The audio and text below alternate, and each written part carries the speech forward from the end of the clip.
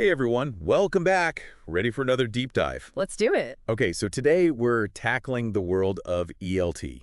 English language teaching. You got it. And we're dissecting a recent YouTube discussion between some serious ELT pros.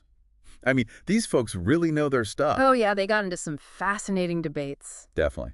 And our goal, to bring you the most useful insights. Like, what can we actually take away from all this and apply, to our own teaching or even just our own language learning? Exactly. So let's jump right in. All right. So they started off tackling this fundamental question in language learning. Like the age-old debate. Yeah, how is learning a second language, as a teenager or adult?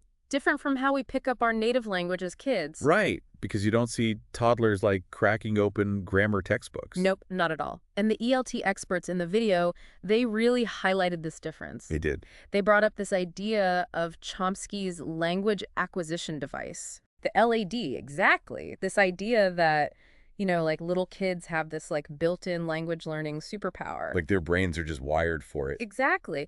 But the question is, as we get older, does that superpower kind of fade away? Right, and I think about my own experience, learning French in high school. Oh, yeah. It was definitely not as effortless as, just soaking up English as a kid. And that's a key point they made in the video.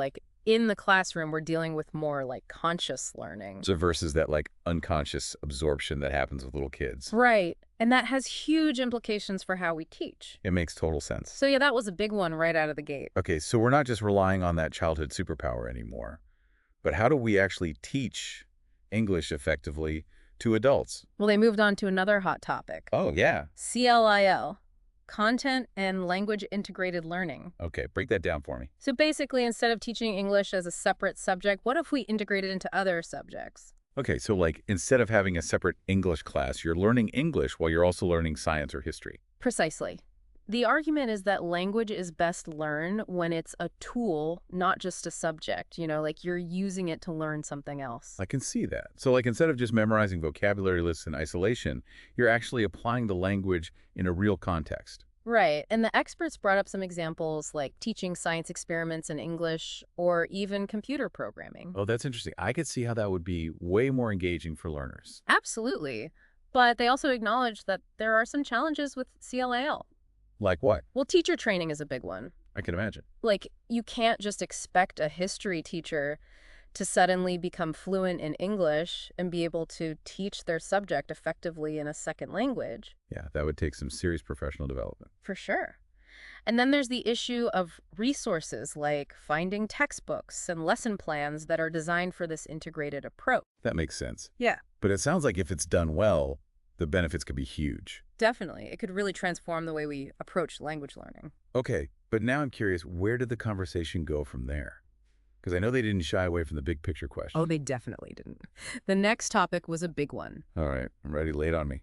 English as a global language. Okay, yeah, that's a huge one. Yeah. Especially when you think about the sheer number of people who speak English as a second language these days. It's mind-blowing. It really is. I mean, the majority of English speakers didn't grow up speaking it natively. So it raises this question of what does a truly global English sound like? Right. Are we still striving for that perfect British or American accent, or do we embrace the incredible diversity of English accents out there? Yeah, that's exactly what the experts were grappling with. And I'm sure there are strong opinions on both sides. Oh, definitely. They even brought up this concept of a phonological core. A phonological core. It's basically the essential sounds that are needed for clear communication regardless of your specific accent. Oh, okay. So it's as long as you're hitting those core sounds, it's okay if you have a bit of an Indian accent or an Australian accent or whatever. Yeah, that's the idea. But then that makes me wonder, how does that impact what we're teaching in the classroom? That's a great question. If we accept that there are many valid Englishes out there, how do we approach things like pronunciation? Should we loosen the standards or still strive for some level of uniformity? And that's where the debate really got heated. Oh, I bet.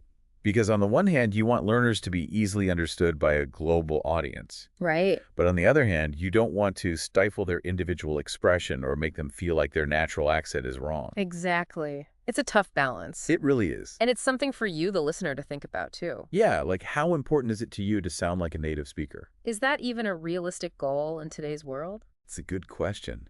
It makes you think about your own language learning journey. Absolutely. But before we get too lost in the global English debate, Right.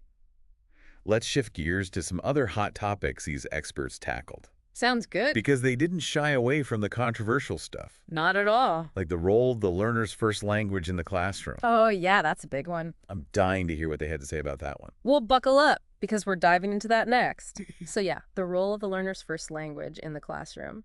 I'm all ears. Yeah, well, they really went back and forth. I can imagine there's some pretty strong opinions on both sides. Oh, yeah. Some experts felt like using the learner's first language can be really valuable. Okay, how so? Well, like for explaining tricky grammar concepts or just for making students feel more comfortable, Yeah, I can see that. Sometimes like a quick translation can really clear up confusion. Exactly. But then others worried that it becomes a crutch. Like they become too reliant on their first language. Right, and that it prevents them from truly immersing themselves in English. That makes sense. So it's kind of a balancing act. Absolutely. It's about figuring out when using the first language helps and when it actually holds learners back. It's a tough one for sure. It is. Okay, so what else did they dig into? Well, another classic debate they tackled was teacher talking time. Oh yeah, we've all been in those classes where the teacher just talks and talks. Totally. And the experts agreed that in most cases, less is more. Makes sense. The more the teacher talks, the less opportunity students have to actually practice speaking. Right. It's about giving students space to use the language.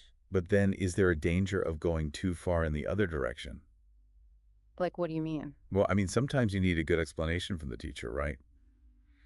Especially when you're dealing with complex grammar. Oh, yeah, for sure. It's not about like staying completely silent or anything. Okay. It's about finding that sweet spot. Like the right balance. Exactly. Between, providing clear instruction and giving students ample time to actually use the language. That makes a lot of sense. Yeah, and they even suggested some specific techniques. Oh, like what?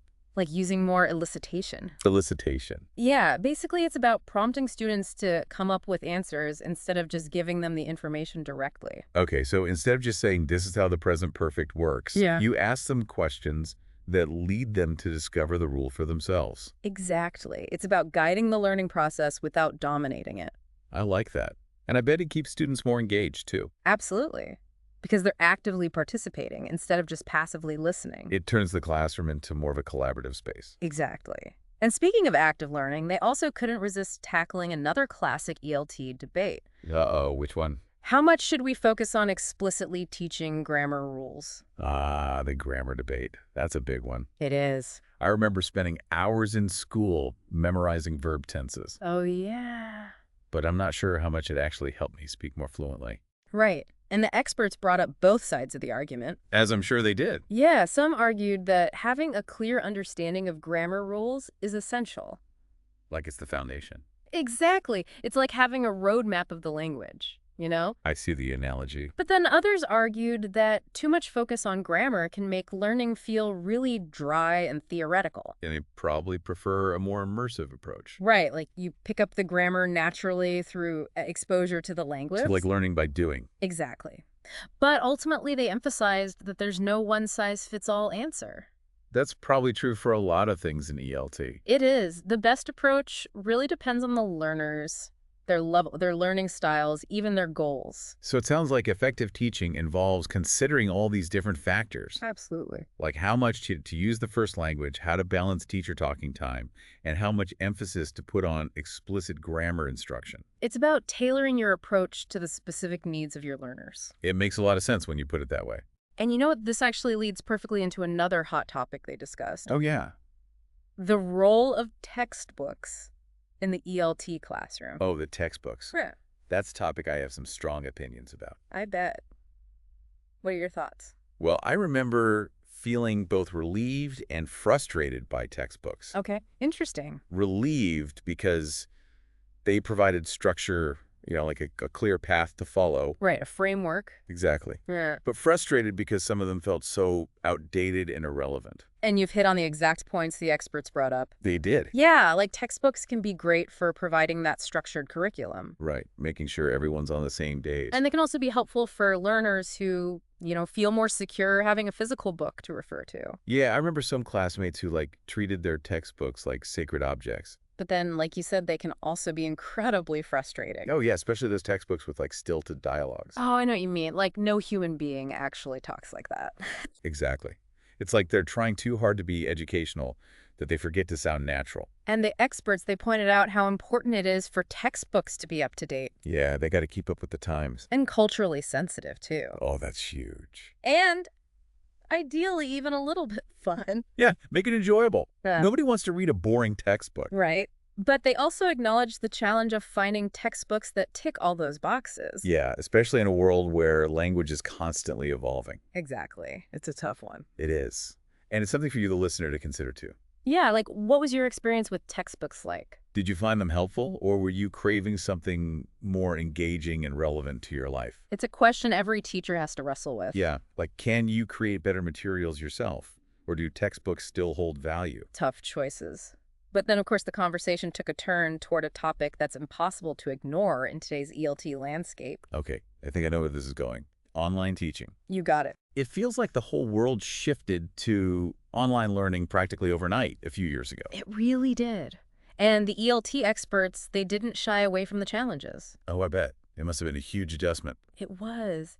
They talked about the struggles of keeping students engaged through a screen. Yeah, that's got to be tough. It is. And maintaining their motivation, when they're not in a physical classroom. Right, because you're missing that, like, in-person energy. Exactly. And then there's the challenge of replicating those, like, spontaneous interactions that make face-to-face learning so dynamic.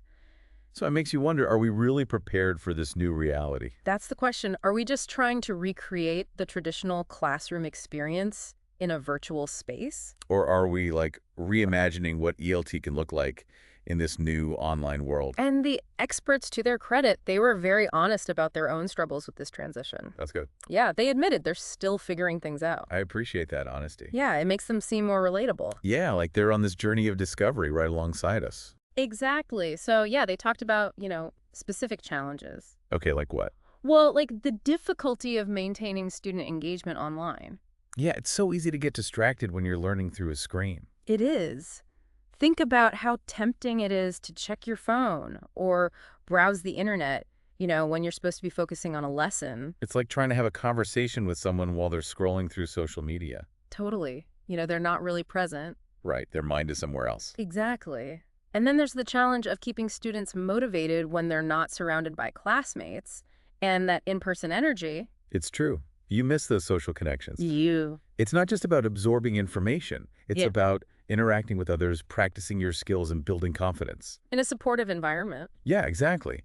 But how do you recreate that online? That is the million-dollar question. It really is. And the experts discuss some potential solutions. Oh, yeah. Like using breakout rooms for small group discussions. Okay, that makes sense. Incorporating interactive activities and games. Keep it fun. Yeah, and really understanding the unique circumstances of online learners. Because not everyone has the ideal learning environment at home. Exactly.